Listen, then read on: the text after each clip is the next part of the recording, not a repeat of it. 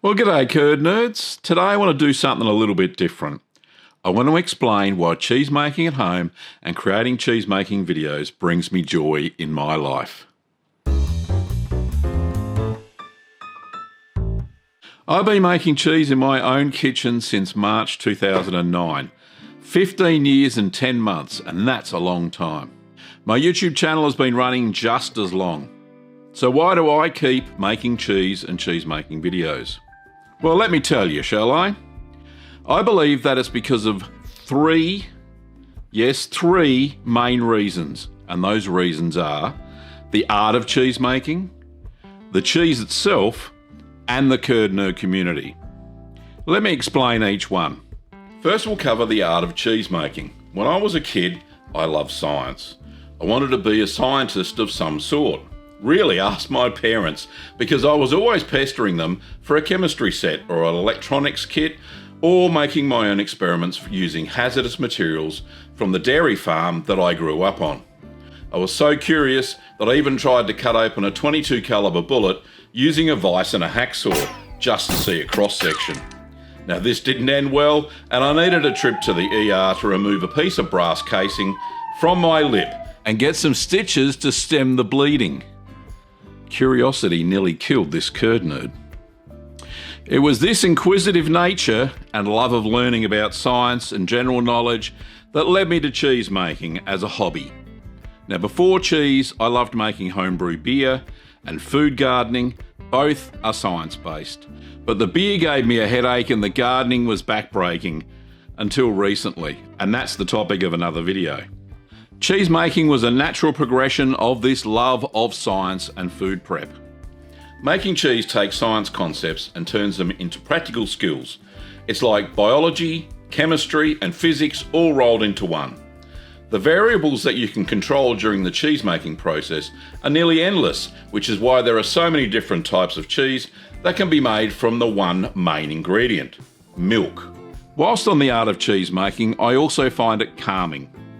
If I've had some stressful days, making cheese helps to ground me because during the make, you absolutely have to concentrate on the process and not get distracted. That, and because the process is very, very slow. Even when I throw in the fact that I record every cheese making session, it enables me to focus and to relax at the same time without my brain jumping all over the place and reduces stress and anxiety.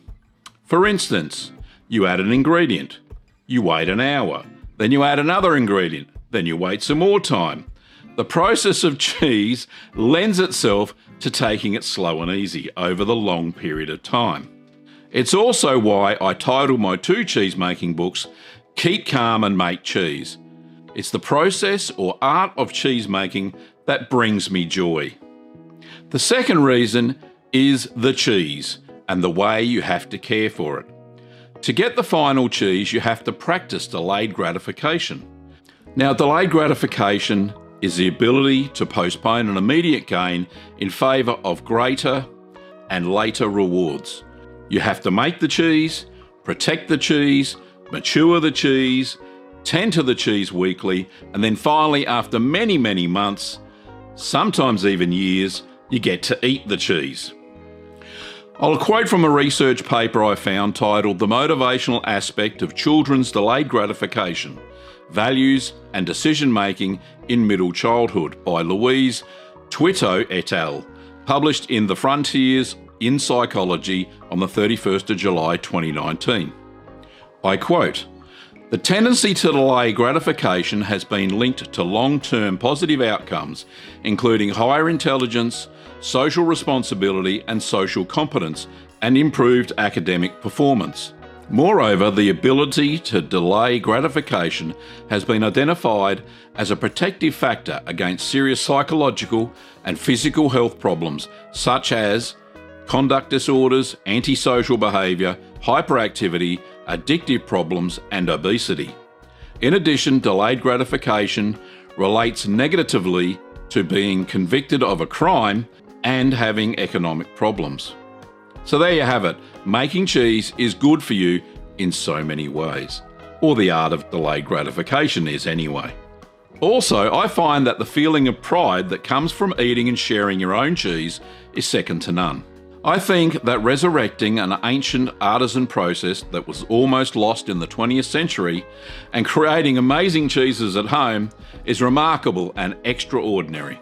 To think that we few curd nerds can make these foods when the rest of the consumer-driven world relies on the supermarket shelves to provide us with things like ricotta, brie, camembert, feta and cheddar. Reclaiming this cheese-making skill is legendary and awesome in my eyes. The final word on eating cheese that I've made and why it brings me joy is the simple fact that cheese is addictive. It contains casein, which breaks apart during digestion to release a whole host of opiates called casomorphins. Now, casomorphins lock with opioid receptors, which are linked with the control of pain, reward, and addiction in the brain. It's a bit like dairy crack in that way. Just something to ponder on when you're making your next wheel of cheese. My name is Gavin, and I'm a cheese addict.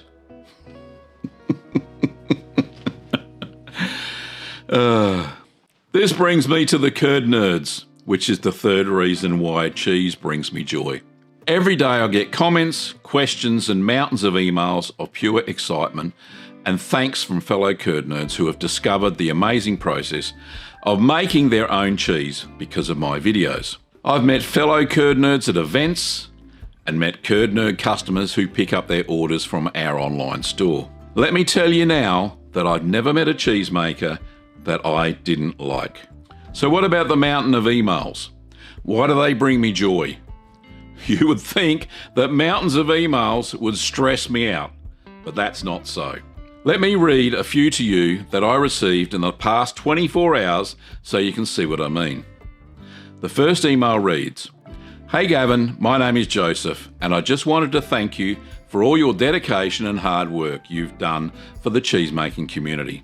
I am brand new to cheesemaking. On December 24th, 2024, I made my first cheese due to one of your videos I just so happened to stumble across. I was hooked. I've made 5 cheeses since today, January 22nd, 2025. I've made traditional cheddar, parmesan, Gouda, Wensleydale and Jarlsberg. I live in a small town in Nevada called Gardnerville. You have inspired me to put my own videos together and share my progress with the world. There is something special about making and caring for the cheese we make. I haven't tried one yet, but I know it will be worth it. Thanks for your wonderful personality, advice, teachings, and heart for making the world a cheesier place. Love, one." Joseph Forster. Thank you, Joseph. That's lovely. And here's another. "Dear Gavin, thank you so much for getting my 165mm mould out to me so quickly.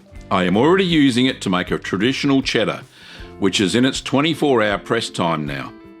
It is such a sturdy mould and I'm very pleased with this and appreciate your YouTube channel, and I wish I could catch you live. Thanks again, Lisa." Well, thank you, Lisa. That's a lovely email. And finally, "Dear Gavin, you've turned me into a fanatic. I have made almost all your recipes, cheese presses, bought many moulds and accessories, and have my wife pulling her hair out with my taking over the kitchen. For all this, I want to thank you from the bottom of my heart. I have had so many successes with my homemade cheese cave.